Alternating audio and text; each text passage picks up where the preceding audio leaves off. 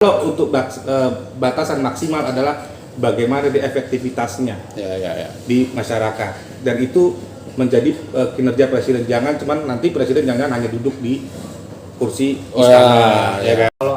Kalau acuannya memang umur kan, secara kesehatan juga kan udah ada tuh penelitiannya tuh bahwa manusia peaknya di mana, dia akan turun di mana gitu kan. Artinya ini ada apa? Ya kan? Pertanyaannya Ada pilpres.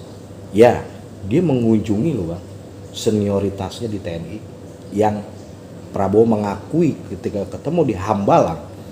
Pak, izin, mohon maaf ketika saya jadi jabatan ini, maklum Pak, saya masih muda. Artinya jiwa itu sudah dikeluarkan oleh beliau. Satu sisi dia mengunjungi rivalitas politiknya Bang. Ya, dia mengunjungi, menghormati, dan hari ini yang menarik adalah orang yang berseberangan dengan beliau, aktivis 98, mendukung beliau gitu. Kalau Pak Muldoko sangat fenomenal. Sangat fenomenal. Ya kan? Karena isu KLB, ya kan? Dengan dia sebagai kepala staf presiden, lalu dia menjadi ujung tombak dan gerbangnya istana. Pak Muldoko di sini adalah dia dipilih secara demokratis, ya, waktu itu ada calon juga dari internal Demokrat juga, lalu dia menang menjadi ketua umum KLB. Nah, ketika dia menjadi ketua umum KLB, Pak Muldoko menempatkan hal ini di ranah hukum. Nah, ini kerannya gini, penjelasan abang nih, maksudku tadi pertanyaanku, penjelasan seperti yang abang jelaskan tadi, udah sempat dipublikasikan belum Bang? Dan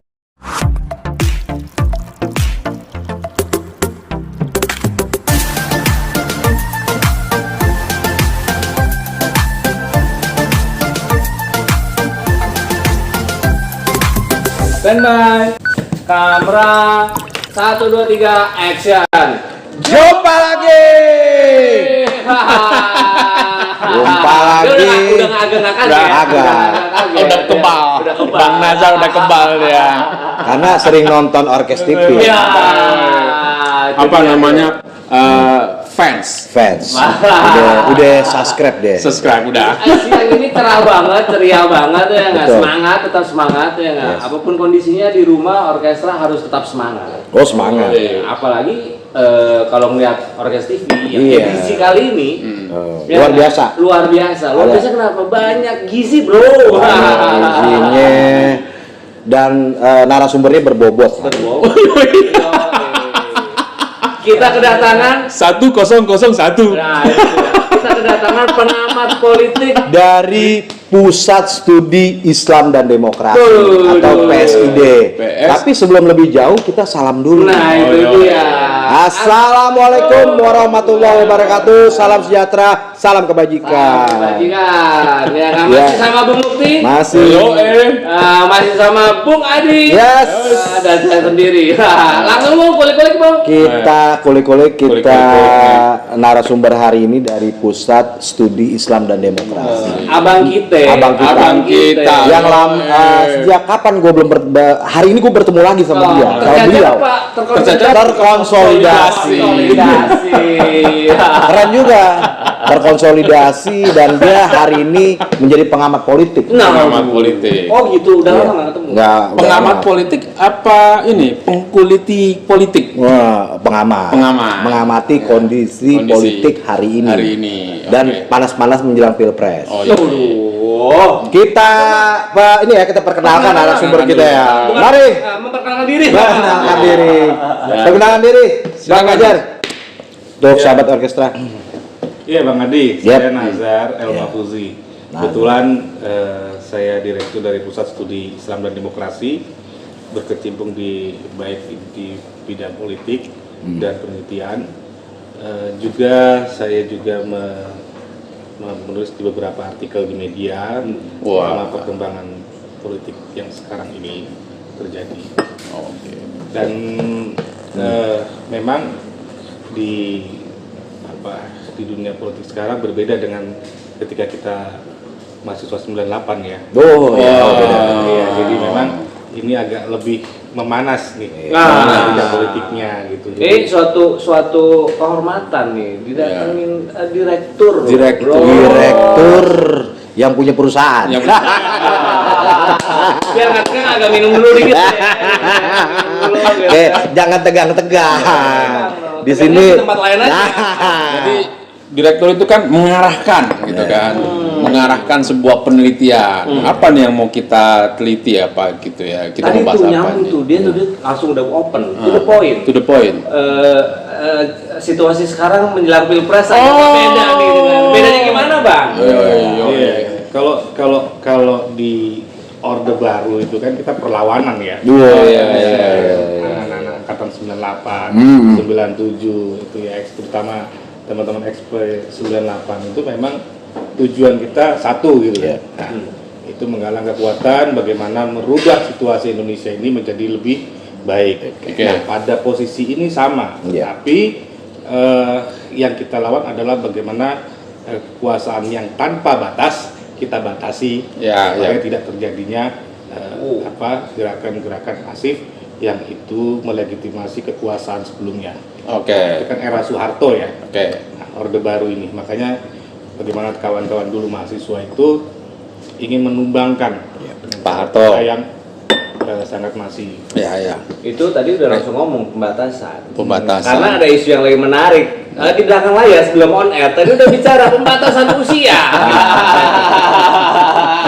Pembatasan usia hari ini gimana bangku? Iya. Makanya semua presiden ya kita harapkan juga ini kan periode sudah ya.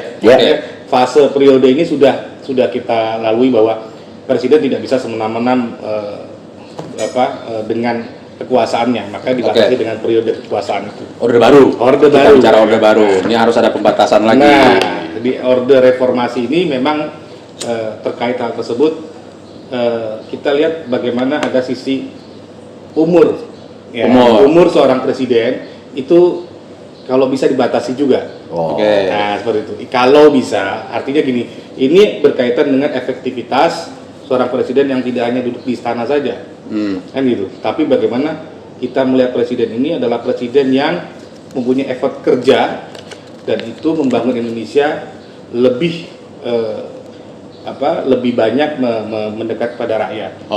Seperti itu. Bang, saya ingin bertanya kepada Abang ya sebagai pengamat politik. Merujuk ke undang-undang ya. Hari ini ada berita menarik. 98 advokat mengajukan uji materi ke MK tentang bukan minimal batasan umur maksimal presiden itu 70 tahun. Nah, tanggapan Abang dari sisi kacamata politik seperti apa ketika ada rakyat mengajukan uji materi tentang batasan maksimal, bukan minimal, maksimal usia presiden 70 tahun. Tanggapan Abang seperti apa, Bang?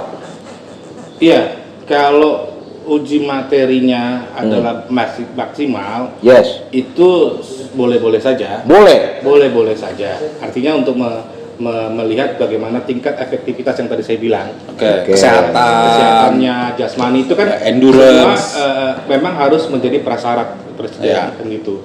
Hanya saja di beberapa negara tidak membatasi itu, ya kan. Artinya sah-sah saja seorang presiden umur 80 segala. Nah, namun di Indonesia ini ingat bahwa presiden ini kita menganut sistem trias politika. Jadi ada lembaga tinggi negara, lembaga tertinggi. Nah ini ada jabatan-jabatan yang memang dibatasi oleh waktu. Ya kan. Nah termasuk umur. Nah itu diantaranya mungkin ketua MK kemarin juga 65 sampai 70. Hakim Agung juga 65 70. Nah ini kadang melihat dasar efektivitas itu. Nah makanya pertimbangannya mungkin yang kawan-kawan yang menggugat di MK itu melihat bagaimana kita menginginkan sosok pemimpin yang punya nilai efektivitasnya lebih effortnya lebih kuat ke rakyat dan kinerjanya pun lebih bagus. Intinya setelah 70 tahun mendingan siapapun dia pensiun aja gitu ya. Artinya lebih baik Ya kita lihatlah sekarang gini ya, kondisi presiden wapres ya terutama ya, capres, wapres ya kan. Bagaimana efektifnya kinerja wapres seperti apa? Gitu wapres yang sekarang. Iya, sekarang. Ini kan umurnya sudah 82 tahun ya kan. Oke. Nah, sementara Pak Jokowi sendiri masih berusia di bawah itu. Oke, jauh ya. Itu. Nah, tapi tingkat efektivitasnya kita lihat antara capres dan wapres. Ya. Nah, ini jadi kelihatan sebenarnya warga Indonesia juga bisa menilai ya, Pak Jokowi ya masih muda, Pak Ma'ruf Amin yang sudah berumur. Kita udah menyaksikan sendiri efektivitas kerja berdasarkan umur gitu ya. Jadi abangnya mendukung ya kalau mendukung batasan umur. iya, mendukung batasan umur. politis nggak sih bang? Kan enggak, soalnya gini, gua coba menarasikan ulang. Soalnya Gini. tadi kan udah langsung masuk. Betul. Secara ininya ya, Memang idealnya sudah kita jelaskan. Iya. Tinggal politisnya yang ini. Gini bro, gue coba menarasikan ulang. Kalau dianggap Bang Najar harus ada batasan umur, ya kita ngelihat dari negara lain, Afrika Selatan, ya ketika pemimpinnya di penjara, yaitu Nelson Mandela, karena pada waktu itu ada politik apartheid ras warna kulit. Dia menjalani hukuman dan dia menjadi presiden Afrika Selatan umur tahun 94 dan sampai tahun 99 di umur 77 tahun. Artinya apa? Dengan umur segitu dia masih bisa membawa Afrika Selatan menjadi sebuah negara yang berkembang. Dan menarik lagi, rujukan kita Malaysia. Oh iya, Mahathir Muhammad terpilih lagi UMNO. Bukan terpilih lagi, akhirnya terpilih. Akhirnya ya, artinya dia terpilih lagi dari partai UMNO ya kan, Melayu. Di usia sangat sepuh gue lihat. Tapi mereka masih berkreasi, masih bisa menyumbangkan sumbangsi untuk negara mereka. Nah, tanggapan saya, kenapa harus dibatasi Bang Najar? Itu aja. Kenapa? Apa ini sisi politis banget? Iya, saya melihatnya ada sisi politis. Coba Bang Najar, pencerahannya kayak apa? Jadi gini, kan tadi saya sudah jabarkan bahwa faktornya adalah efektivitasnya. Efektivitas. Nah, sekarang gini, ketika misalkan Nelson Mandela atau tadi itu, ya kan, ini kan adalah semangat juangnya yang dinilai. Oh ya. Dia ketokohannya untuk mencoba untuk menaikkan Afrika dari sisi poin itunya. Nah, Mahathir Muhammad ini adalah dia momentum naiknya itu. Ya. Tetapi kalau dari sisi bagaimana perkembangan negaranya, kita bisa menilai antara Indonesia dengan Malaysia beda. Lebih maju Jokowi dong.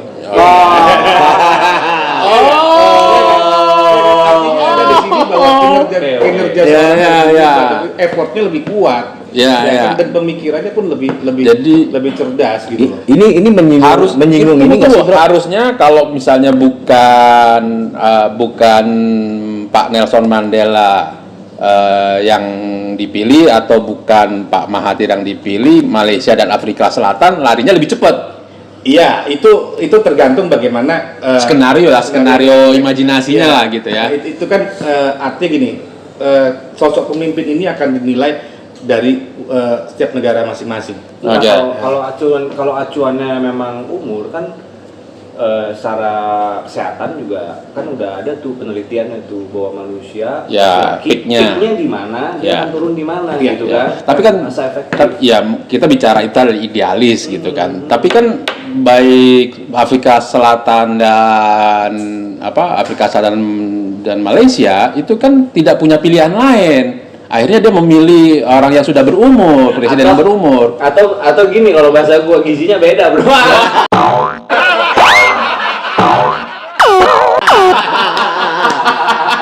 Jadi gizinya Afrika Selatan sama Malaysia beda ya.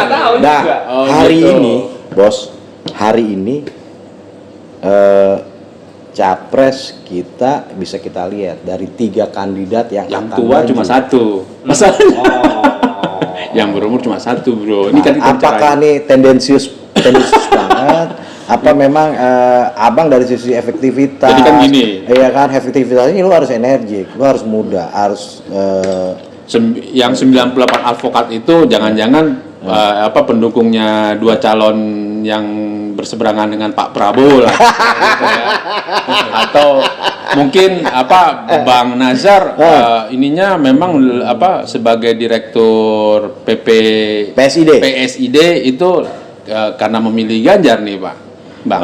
Enggak, jadi gini, sekarang gini, kalau kita melihat dari skup Indonesia ya, terutama masyarakat pemilihnya nih usia muda nih. Usia muda ya, artinya mereka juga punya talenta kerja yang cukup bagus ya. Dan mempunyai pandangan yang juga inovatif ya ke depan gitu kan. Nah, tentunya mereka akan masuk ke dalam ruang bagaimana mencari sosok seorang pemimpin yang lebih muda juga. Ya. Artinya mampu untuk mengakselerasi daya pikir dan apa yang menjadi keinginan anak-anak muda sekarang. Ya kan? Contoh beginilah, anak-anak muda sekarang senang sekali dengan inovasi teknologi. Ya kan? Terus bagaimana menjaga kesehatan, ya kan? Melalui olahraga, lari pagi, senam dan segala macam. Nah, ya, terus juga masyarakat kan juga ingin sekali ditemui oleh presiden, ya kan? Nah, itu nggak mau dibatasin lah ya. Artinya kemampuan presiden untuk turun ke lapangan, ya kan, ke desa-desa kemana, itu sangat dibutuhkan. Kan apalagi luas Indonesia. Ya, apalagi luas Indonesia. Nah, jangan-jangan nanti ketika memang presidennya sudah sepuh gitu ya, nggak mampu untuk jalan berumur Pak, berumur. Untuk misalkan kalau bahasanya Jokowi itu masuk ke kurung-kurung. Yang ke rumah-rumah itu. Belusukan. Nah, ini kan sangat tren sekali belusukan. 10 tahun lah, itu trennya 10 tahun. Atau nanti presiden diminta ke jalan-jalan yang rusak gitu, untuk melihat kondisi masyarakat. Ini juga masuk dalam tren efektivitas dengan anak-anak muda sekarang gitu. Jadi, nah makanya lagi-lagi memang ini sebuah pilihan. Sebuah pilihan ya, tetapi tidak mewajibkan juga. Artinya ketika memang ada usia minimal, diharapkan ada juga usia maksimal harus dipilih. Jangan jadi gini, wah tanpa batas seperti itu. Nah ini kan yang diinginkan oleh teman-teman yang menggugat di MK. Kalau bisa adalah batasan maksimal dan minimalnya seperti itu. Kalau misalkan usia minimal kan adalah cara pandang kematangan. Nah kalau untuk batasan maksimal adalah bagaimana di efektivitasnya di masyarakat, dan itu menjadi kinerja presiden. Jangan cuman nanti presiden jangan hanya duduk di kursi istana, ya kan? Nah, seperti itu. Jangankan gitu, Pak Jokowi yang belusukan aja masih ada banyak kecolongan ya dalam programnya, apalagi yang cuma duduk doang di kursi. Tapi kan ini kan kita di orgas ya, kita kan masih original nih. Ini gua coba nimpalin nih. Kalau misalnya, dia patahin bang. Oke, umur. Tapi gue punya solusi buat mengatasi umur gue dengan cara manajemen gue. Jadi kan? Pak Prabowo udah punya manajemen nih. Wah, langsung sebut apa? Langsung nembak nih, suka nembak. Inisial aja, inisial. Nembak. Nah, itu solusi. Dia punya solusi seperti itu. Nah, misal gitu kan. Misal gue nih. Lo udah umur 78. Gue lemah di sini. Gue lemah nyetir zigzag. Gue pakai Supri zigzag. Misal. Nah, cara matahinnya gimana tuh bang? Cara matahinnya seperti apa? Nah, untuk itu dia punya manajemen yang baik, tapi usianya ya agak sepuh atau gimana. Tapi dia punya manajemen yang baik dan dia punya program yang baik untuk Indonesia ke depan. Iya, kalau program itu semua juga mengharapkan yang terbaik, bukan hanya baik tapi yang terbaik kan gitu kan. Nah, sama juga presiden, kita inginkan presiden yang sehat jasmani, itu kan kita mencari yang nilai-nilai yang terbaik. Kesempurnaan itu yang kita ambil dari sisi bagaimana kita mencari calon seorang presiden, paling tidak dia. Nah, ini yang kekurangannya adalah belum melalui fit and proper test. Fit and proper test. Jadi kan ada cek kesehatan kan nanti itu. Makanya sebelum menjadi capres seharusnya sudah melalui effort itu. Sebelum menjadi capres, Sebelum menjadi capres seharusnya sudah mendapat ada ininya, ada proses Ada fit and proses proper fit and proper tesnya sebelum namanya muncul ya. mulai muncul. Nah, tidak serta-merta ketika memang dia masuk ke arena capres dan cawapres, ini masyarakat disodorkan dengan suatu yang belum Udah terima aja deh nih ya. Nah, Apa sih patah komplit apa istilahnya ya? Iya. Ya. Gua nggak ngerti. Jadi lebih bagaimana secara physically, secara pemikirannya itu dapat diterima. Gitu. Abang acuannya udah, saya dapat satu poin dari Bang Maja, efektivitas. Ya, efektivitas, gerak kerjanya lebih cepat. Mungkin dia dengan batas. Nah, sekarang ada sebuah sejarah dalam bangsa ini. Contoh yang menarik, saya ambil kasus ke belakang ya, sebelum bicara hari ini dan ke depan. Kiai Haji Abdurrahman Wahid terpilih jadi Presiden Republik Indonesia Dalam kalau kita konsisten di situ, kita melihat jasmani dan rohani. Jasmaninya kena, Bang. Ya. Artinya dia abang bisa menilai sendiri. Tapi dia lolos jadi presiden. Kemana saja orang yang mengkritik bahwa ada kriteria capres, cawapres, tapi toh kita bicara tahun 2099 Gus Dur naik jadi presiden gitu loh. Nah, padahal secara persyaratan capres dan cawapres kesehatannya dia agak terganggu. Ya. Nah, abang seperti apa melihat posisi itu? Ya kan? Artinya apa? Dikaitkan dengan hari ini dan akan datang. Itu angkatan 98 colongan, bro. Nah, ini gimana kalau kita konsisten ke arah situ? Tidak ada loh. Saya ngeliat media tidak ada yang mengkritik tahun itu. Nggak ada yang mengkritik itu. Kesehatan jasmaninya Gus Dur itu sebenarnya tereliminasi dengan arti kriteria capres, kriteria presiden. Kemana saja orang mengkritik itu. Waktu itu teman-teman aktivis masih belum masih bisa dibodohin sama elit-elit politik menurut gue sih gitu. Ya, seperti itu ya kalau menurut lo. Nah, ini gue ngeliat pandangan abang. Ya, konsistensinya di mana? Gitu, kita kalau bangsa ini perlu konsisten. Iya enggak? Iya. Kan itu kan era Gus Dur, kan era dimana setelah berakhirnya reformasi ya. Ya. Jadi cukup darurat lah ya waktu itu lah ya. Di situ memang masih dalam tahap transisi lah kalau menurut saya. Bahkan sampai sekarang pun kita belum bisa memastikan bagaimana sikap reformasi yang seharusnya. Bahkan bukan hanya sekedar itu saja, tapi kita sudah kecolongan di amandemen Undang-Undang 45. Oh gitu. Iya. Jadi seharusnya undang-undang ini tidak diamandemen. Oh gitu. Iya. Harus kembali ke Undang-Undang Dasar asli. 45 asli. Nah, ini yang setelah gerakan reformasi ini kita menyerahkan sepenuhnya kepada elit parpol. Elit politik di elit parpol yang ininya amandemen produknya. Itu ternyata undang-undang ini di amandemen, ya kan? Nah, disinilah awal muasalnya kita kehilangan benang merah untuk melanjutkan perjuangan reformasi yang yang aslinya ya. Iya, seperti itu. Kalau kata kawan kita yang kemarin edisi sebelumnya ini dibegal. Dibegal. Bukan dibegal, gua tambahin lagi dibajak. Dibajak. Tapi kan gini, tadi Bang Nazar bilang anak-anak muda kita yang sekarang itu kan kita bisa menilai lah anak-anak muda kita yang di bawah 40 itu kan pede-pede itu karena otaknya udah cerdas dibandingin kita lah ya. Angkatan 98. Anak-anak muda pasti akan memilih yang istilahnya sepantaran atau yang istilahnya sama muda gitu kan. Tapi menurut saya Pak Prabowo juga kayaknya yang milih angkatan 98 juga nih Bang. Yang mendukung angkatan 98 juga. Hari ini seperti itu. Banyak angkatan teman-teman dari 98 memilih Pak Prabowo. Bahkan milenial pun. Milenial kayaknya lebih milenial banyak juga milih Pak Prabowo. Persoalan bukan Prabowo atau tidak Prabowo, tapi memang ada gerakan milenial yang mendukung salah satu capres. Iya, kalau gini kan, kalau dukungan kepada Pak Prabowo, kepada Pak Ganjar, kepada Anies ya, ini kan nanti bagaimana mereka punya inovasi untuk anak-anak muda ke depan. Oke. Terutama membuka ruang itu pada generasi Siapa muda. yang lebih, biar anak-anak muda memilih nih, siapa yang bisa mendekati mereka lah ya. Iya, ruang itu. Cuman kan jangan lupa bahwa di akar rumput terutama di daerah-daerah ya ini juga masih membutuhkan perhatian khusus. Ya. Seperti itu, terutama daerah masih banyak kita punya daerah-daerah tertinggal. Ya, jadi ini yang kenapa saya bilang presiden itu harus mempunyai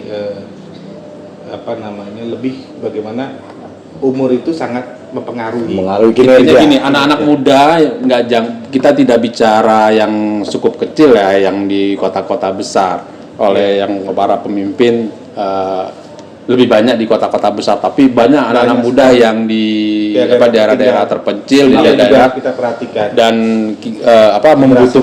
membutuhkan sosok pemimpin yang reachable. Apa sih reachable itu? Bisa digapai gitu ya, bisa ditemui bisa lah ya, bertemu langsung. Nah, gitu. Bang, menurut abang pribadi nih bang, ini dari tadi gue mikir kan gini, ya memang kita nggak bisa dipungkiri ya masuk ke tahun ini ya politik ya gitu. Abang sendiri kan tadi udah buka gitu. Saya mau nanya pribadi bang sebenarnya, abang lihat nih gini bang, sebenar-benarnya menurut abang pribadi, apakah calon presiden kita nantinya yang layak, yang tadi abang bilang masih banyak daerah-daerah yang harus dijangkau dan seterusnya, apakah mutlak bang bahwa dia memang harus punya energi kita, diinikan direpresentasikan oleh umur bang? Gimana bang menurut abang pribadi? Ini tiga sosok ya kita lihat ya bang ya. Iya, kalau kesehatan sebenarnya tidak direpresentasikan oleh umur. Artinya umur itu tidak menjamin juga. Umur muda sakit-sakitan juga banyak. Artinya itu tidak menjadi representasi untuk umur. Tapi paling tidak gini, umur itu akan membatasi seseorang untuk mendapat ambisi juga menjadi patokan dari umur. Ya, karena gini, faktor umur itu ketika memang sekarang gini, orang ingin berkuasa dengan umur yang sudah sekian tahun, karena sudah 80 tahun. Ada apa sih, kan jadi pertanyaan besar. Aku melihat soalnya gini, aku melihat kekhawatiran. Kekhawatiran yang besar ya bang, gimana bang lagi bang? Karena gini, umur tapi tetap punya ambisi. Umur tetap punya ambisi. Oh gitu. Sementara sebenarnya yang anak muda, yang genre muda-muda ini sebenarnya yang harus punya potensi itu dong. Apa namanya? Tadi ya pemilih berkuasa, ya kan? Tapi bang gini, jangan lupakan juga bahwa yang abang bilang tadi kan backgroundnya kan seorang TNI. Artinya dia juga sudah teruji bahwa pengabdiannya dia itu untuk negara. Gitu bang. Menurut abang gimana? Ini kayaknya kita diem aja. Ini ada yang pro Ganjar sama pro Prabowo. Kita gimana nih bro? Sebenarnya gini, yang mau kita florkan ke sahabat orkestra, ada 3 pasangan calon. Satu bukan pernah disebut. Nah, satu sisi Anies Baswedan. Edisi berikutnya. Nanti kita ini kan hamparan. Betul. Nah, gini bang, saya mau nyambung Mas Andi Tanu ya. Orang yang sudah berumur, tapi dia berkecimpung di dunia kemiliteran dan orang banyak masyarakat. Itu ada doktrin dia Indonesia. Dia seorang patriotis sejati. Dia seorang patriotis sejati. Nah, abang bagaimana menilainya sosok itu? Saya pribadi aja. Ya, kalau seorang patriot, dia akan memperjuangkan NKRI. Artinya apapun negara kesatuan Republik Indonesia ini menjadi hal yang utama untuk dibangun, kan? Dan anak bangsa ini bagaimana bersatu, tidak ada pecah belah. Nah, itulah nilai-nilai dasar NKRI, menjaga dan mengisi kemerdekaan. Gitu. Nah, ini sosok yang kita ingin jadikan sebagai seorang presiden dengan latar belakang militer. Makanya kita harus lihat track recordnya. Ini kan purna, bukan TNI aktif. Purnawirawan ya. Purnawirawan gitu ya. dan dia memiliki jabatan-jabatan. Kalau kata Bang Anies itu, ya kan, rekam jejak, kan gitu. Oke. Nah, Ya. kita lihat dong rekam jejaknya. Oke. Ganjar rekam jejaknya seperti apa? Bang Anies seperti apa? Pak Prabowo rekam jejaknya seperti apa? Ya. Di militer, Ya. Anies di Jakarta, Ganjar di Jawa Tengah. Sehingga apa? Kita bisa lihat sejauh mana mereka bekerja untuk negara, Oke. untuk mengabdi kepada bangsa dan negara, Oke. untuk rakyat. Ya, Apakah dia korupsi? Apakah dia punya pelanggaran HAM berat? Apakah dia memang sangat memperhatikan pembangunan berkelanjutan atau tidak? Ya, Ya kan? Nah, ini yang perlu kita Nilai, ya, kita ukur, ya. ukur masyarakat. Oke. Kalau memang misalkan dia mengaku seorang patriot, tentunya dia akan dengan secara terbuka meminta maaf kalau memang ada salah. Oh, gitu. Oh, itu syarat utama menurut Abang. Itu gitu. Sebenarnya gini, tadi yang udah dipaparkan ini cukup menarik. Ya. Ya, ada tokoh dari TNI, cuman udah purnawirawan, ya kan. Punya Persoalannya tangga. kan hari ini dia mau nyalon presiden lagi, ya kan, seperti itu. Enggak, udah dijawab tadi. Iya. Kalau dia minta maaf ya Bang ya. Salah satu contohnya gitu kan. Padahal gue lihat Capres Prabowo, apa ya gue lihat ya, kalau dia bilang patriotis, ya dia mengunjungi loh Bang, senioritasnya di TNI yang Prabowo mengakui ketika ketemu di Hambalang, Pak izin, mohon maaf ketika saya jadi jabatan ini, maklum Pak saya masih muda. Artinya jiwa itu sudah dikeluarkan oleh beliau.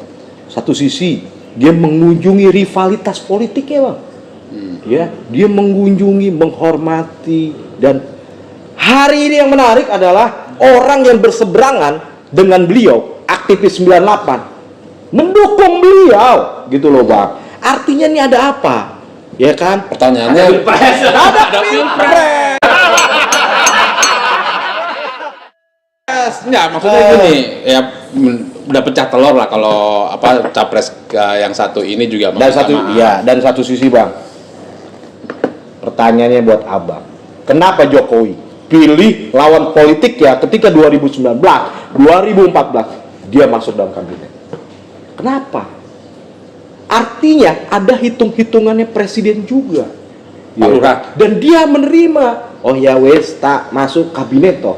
Nah, artinya apa Bang? Ya kan? Monggo, Bang. Nah, artinya apa? Abang lihat dari sisi yang mana? Dia patriotis toh, dia meminta maaf juga, ya kan? Ya, Nah, belum ini saya semua. agak kritik, boleh nggak saya kritik salah satu capres? Ya, misalnya Ganjar Pranowo. Simbol dari Ganjar apa sih? Kita lihat hari ini, lari pagi, itu lari. Speednya apa sih? Ada filosofinya bos. Lari pagi. Itu kalau Ganjar lari sama Prabowo kira-kira menang mana? Itu yang dia bilang nih efektivitas mas, efektivitas, speednya. Jadi kira-kira menarik mana?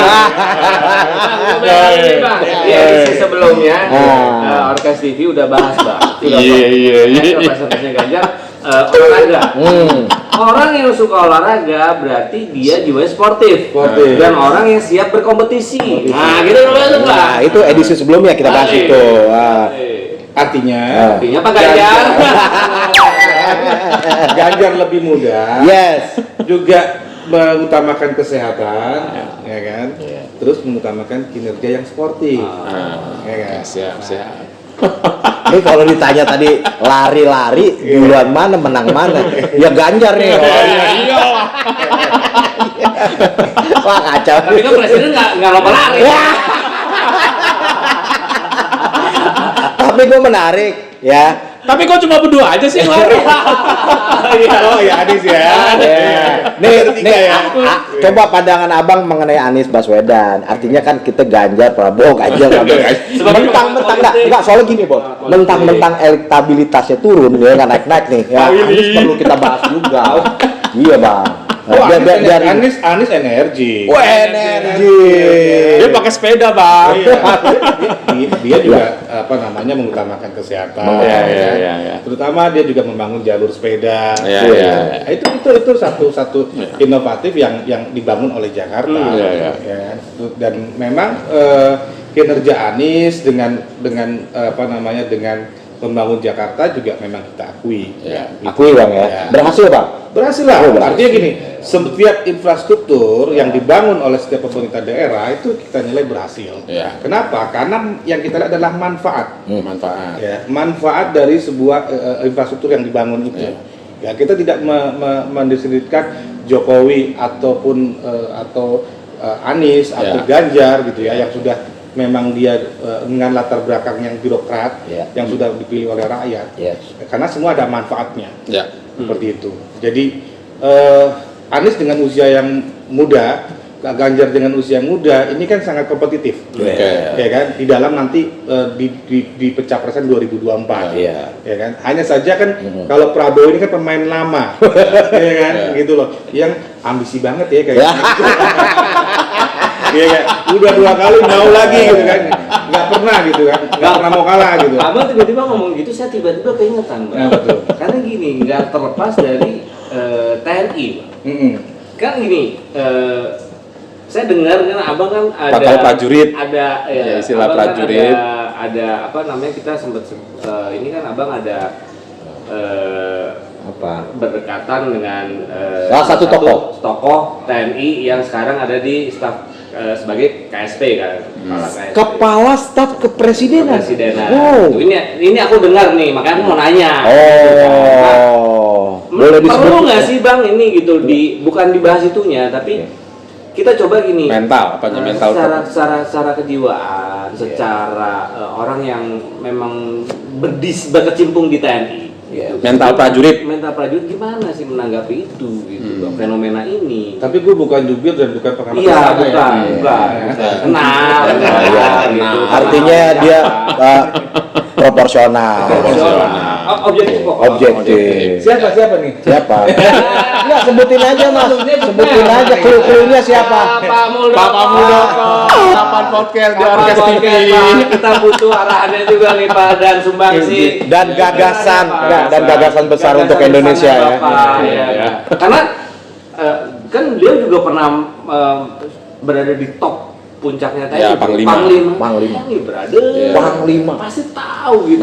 Mental prajuritnya ada itu ya. Persis, pasti tahu gitu loh. Mental prajurit dan politik. Kalau Pak Muldoko sangat fenomenal. Sangat fenomenal. Ya kan? Karena isu KLB dengan dia sebagai kepala staf presiden, lalu dia menjadi ujung tombak dan gerbangnya istana. Betul. Dan itu dia menjadi banyak sekali memimpin relawan Jokowi. Nah, ini sangat fenomenal. Kenapa? Ketika di Musra, beliau pun terpilih menjadi nomor 1 calon cawapres dari relawan Jokowi. Artinya masuk nominasi Bang. Masuk nominasi di versi relawan. Di versi relawan Jokowi. Tapi di polling itu nggak ada. Rendah. Wah, kan gitu kan? Why? Nah, kalau populer. Siapa yang nggak kenal dia kan? Kayaknya kok belum ada yang ngangkat dia untuk jadi cawapres ya. Gini lah. Itu pertanyaan abang. Itu adalah hampir PR di semua yang Orkes TV pernah dapatkan. Itu apa? Pola komunikasi, Bos. Pola komunikasinya. PR komunikasinya, Bos. PR-nya ya. PR komunikasinya, Bos. Dan itu memang nggak mudah. Seperti yang kayak gini. Abang bagus nih tadi sebutin itu. Kan kemarin sempat juga kan Pak Muldoko kan ada ini ya sama Demokrat gitu. Ini salah satu Bang. Salah satu contoh gitu kan bagaimana jiwa TNI berada di pihak berada di posisi itu. Nilai-nilai kesatria. Ada prajurit yang istilahnya punya jabatan di istana ternyata kalah juga gitu. Nah, itu fenomena itu gimana itu Bang? Kenapa Bang? Sebenarnya yang terjadi antara Pak Muldoko kompetisi politik, ada seorang jenderal kalah. Itu Bang. Sebenarnya gini kan, dalam kasus KLB ya? Iya. Kalau kasus KLB bukan kalah dan menang. Oh bukan. Oke. Oh kan kita kan Ya, dari luar. Gini, KLB itu kan gini, perseteruan internal Demokrat. Oke. Ya, dalam tanda kutip seperti itu. Maksudnya Pak Muldoko di sini adalah dia dipilih secara demokratis, ya waktu itu ada calon juga dari internal Demokrat juga, lalu dia menang menjadi ketua umum KLB. Nah, ketika dia menjadi ketua umum KLB, Pak Muldoko menempatkan hal ini di ranah hukum. Nah, jadi posisi permasalahan ini diselesaikan secara hukum. Nah, artinya menang, kalau dalam tanda menang dan kalah itu sebenarnya bukan versinya Pak Muldoko, tetapi bagaimana bisa sengketa ini selesai di ranah hukum. Jadi demokratis. Jadi dia langsung di ranah hukum. posisinya menempatkan permasalahan ini ke hukum menjadi panglima tertinggi untuk memutuskan apapun hasilnya. Semua akan legowo. Dan dia menerima secara kesatria, Bang ya. Kesatria. Itu nilai, Bos. Itu nilai. Salah tangkap kan. Nah, itu nilai. Jadi framingnya Pak Muldoko seolah pencitraannya buruk. Iya. Ya kan seolah-olah istana cawe-cawe, seolah-olah Pak Muldoko tidak. Padahal tidak, Bang ya. Tidak. Seorang kesatria ketika diberikan mandat, Yes. dia akan menempatkan posisinya yang betul. Yes. Di mana? Yes. Dan itu akan satu suara, satu komando selesai. Tapi itu pernah disampaikan nggak, Bang? Ke siapa? Ke warga publik. Iya, seharusnya kalau dalam versinya KLB dia sudah menempatkan itu sudah cukup. Ya kan? Tapi kan maksudnya gini, sebagai orang yang tergugat, ya kan? Orang yang digugat itu kan mempunyai kekhawatiran. Sehingga apa? Yang terjadi adalah seolah ini posisinya Pak Muldoko sebagai KSP dikhawatirkan ikut cawe-cawe. Ya kan? Mau nggak mau sih pasti. Ada kekuasaan, ada intervensi kekuasaan. Pasti. Itu frame lah. Frame yang dibangun di publik untuk menjatuhkan kredibilitas istana. Nah, ini kerannya gini, penjelasan Abang nih, maksudku tadi pertanyaanku, penjelasan seperti yang Abang jelaskan tadi udah sempat dipublikasikan belum, Bang? Dan Mas Andi, jadi gini, Bang. Kayaknya ada PR buat Pak Jenderal Muldoko untuk komunikasi. Nah, itu masuk nanti masuk ke kita bahwa kemungkinan ya bukan kemungkinan besar ya, minta atau Pak Muldoko kita next edisi kita coba jadi narasumber. Pola-pola ini kan tidak tersampaikan oleh rakyat. Orang gayanya gaya framing yang dilihat bahwa ada intervensi kekuasaan yang mengobok-obok Partai Demokrat. Minimal ada jejak digital lah ya. Iya, Pak Muldoko tidak pernah merespon hal-hal yang bersifat play victim ya. Mental prajurit. Ya, jadi gini, dan dia pun sudah pernah berstatement bahwa segala sesuatu yang diputuskan oleh hukum itulah yang akan disepakati bersama. Jadi patuhi, Bang. Selesai di situ. Selesai sampai di situ dan tidak ada yang namanya dari anggota KLB terus berdemo melakukan anarkis, nggak ada. Jadi gitu. Makanya definisi begal itu tidak terjadi. Begal. Artinya kalau kita melakukan anarkis, melakukan terus semena-mena terhadap Demokrat, tidak. Artinya itu adalah hak demokratis. Setiap pengurus yang kecewa terhadap AHY dan SBY, mereka berhak untuk mengajukan gugatan tersebut. Jadi pertarungannya diposisikan untuk di ranah hukum dan situ sudah diputuskan dan dia mematuhi itu sosok nilai-nilai keprajuritan. Ini kalau nyolotin soal komunikasi kan gampangnya kayak gini, bro. Iya kemarin dia nembak gue, cuma nggak gue terima. Contoh nih, dia udah jelasin, tapi kan dia nggak jelasin. Enggak, pada saat itu sebenarnya bukan gue nggak terima, bro, guanya aja nggak ini. Kenapa nggak dijelasin gitu? Iya, karena kan lebih besar framingnya, bro. Jadi gini, kayak misalnya kemarin saja keputusan MK ya, keputusan MK itu gugatan PK lah. Sorry bukan gugatan PK itu kan bukan MK, Bang. Iya. Ke Mahkamah Agung. Mahkamah MA dengan PK yang terakhir itu. Itu saja sudah khawatir kan, gitu loh. Dibilang sudah sudah tersiar kabar bahwa PK-nya dimenangkan oleh Pak Muldoko, udah begini begitu ya kan, lalu berkumpullah Demokrat semua sampai dengan darah darah dan segala macam. Ini sebenarnya melakukan tekanan publik adalah dari pihak Demokrat.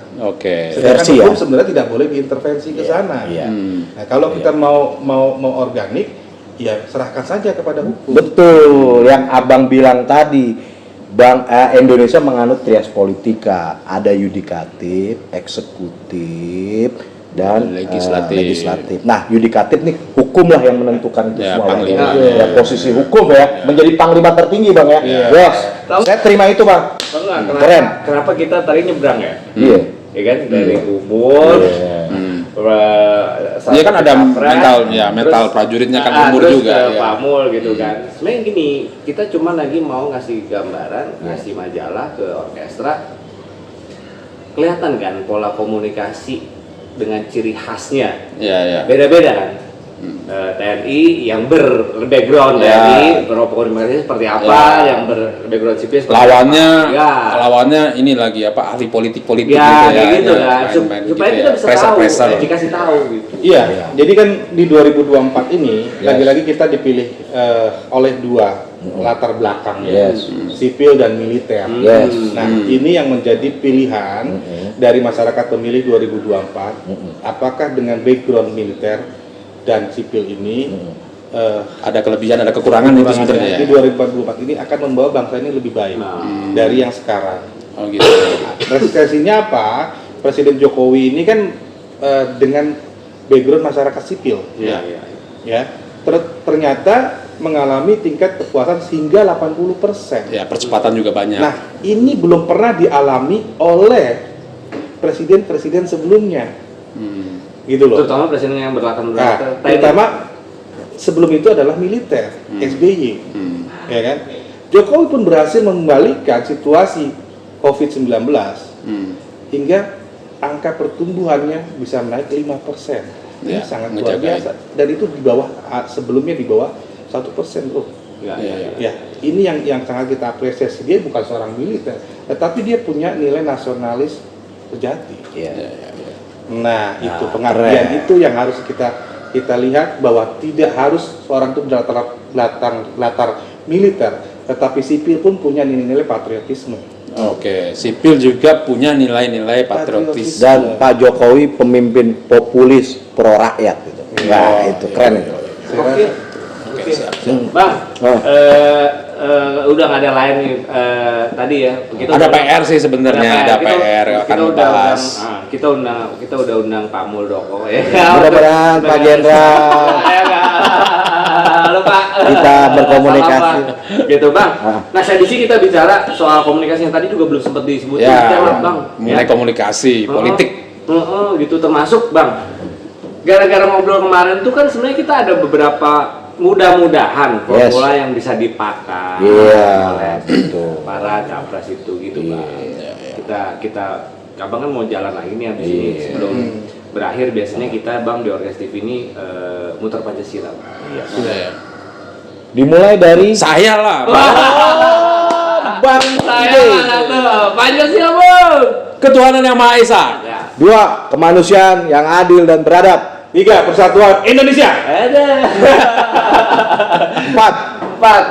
Kerakyatan yang dipimpin oleh hikmat kebijaksanaan dalam permusyawaratan perwakilan. 5. Keadilan sosial bagi seluruh rakyat Indonesia.